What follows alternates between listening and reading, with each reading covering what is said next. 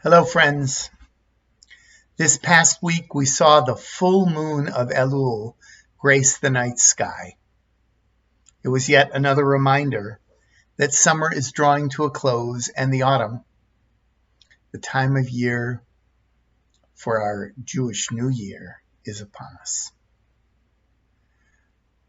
One of the essential tools of our High Holy Days is the act of forgiveness. The power of forgiveness is radical. Yes, forgiveness helps us to heal relationships. But the ability to forgive, even when it is undeserved, has documented health benefits. One Harvard study several years ago looked at women whose husbands had extramarital affairs without their consent. Those who somehow forgave, even if forgiveness was undeserved, had better muscle tone, lower blood pressure, stronger hearts, and were healthier along other markers as well. When we hold on to anger, we feel like we're hurting the person that has harmed us. But however valid the anger, my friends, and there is so much in the world to be angry about, we do quite a bit of damage to ourselves with the poison of anger. On our High Holy Days, every year we are encouraged to ask ourselves, who are we ready to forgive? And who do we feel not ready to forgive? And why?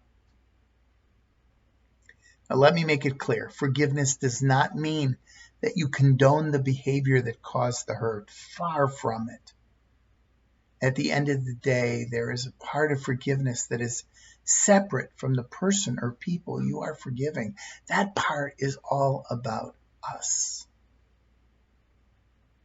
about what we are carrying and why.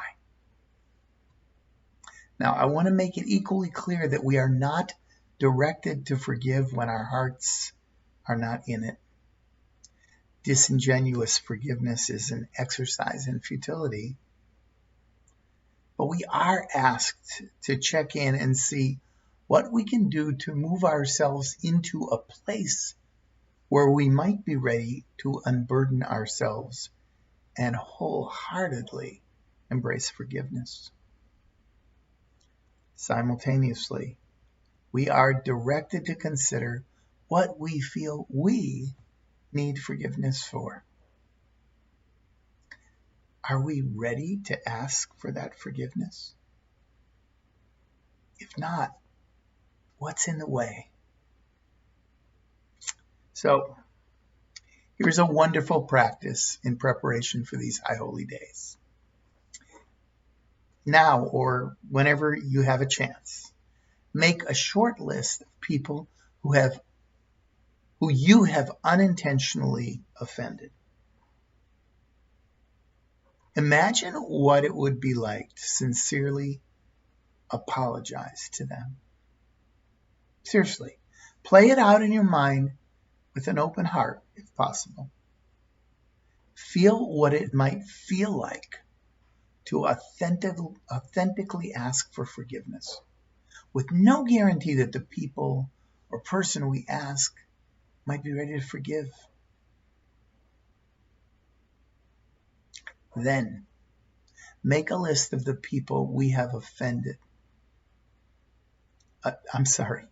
Make a list of the people who have offended us, hurt our feelings, left us with a residue of pain or anger or both. When we consider the people who have hurt us, hurt our feelings, and offended us, are we secretly hoping that someone who has hurt us will apologize to us? He or she may never do that. short of their expressed apology, what would it take for us to let go of our anger or pain?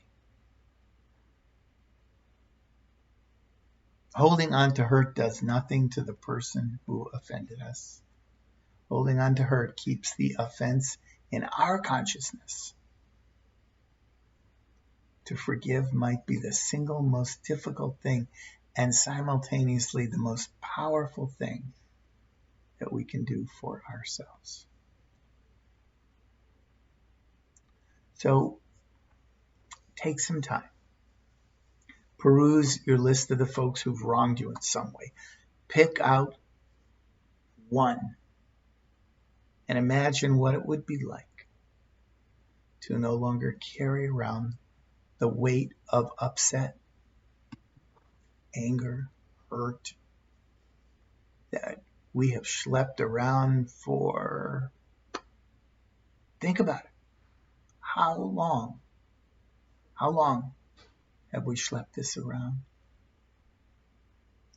Consider the liberation that would come from forgiving someone who has offended you. If we are able to choose one person from each of these lists, one person we may feel ready to ask forgiveness from this year, and one person who we are ready to forgive. What a profound harvest for this Elul, for Elul this year. There simply can be no better way to prepare to connect to the deepest meaning of these days of awe.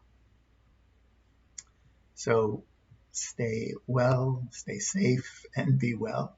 Shalom uvracha, peace and blessings. Shana Tova.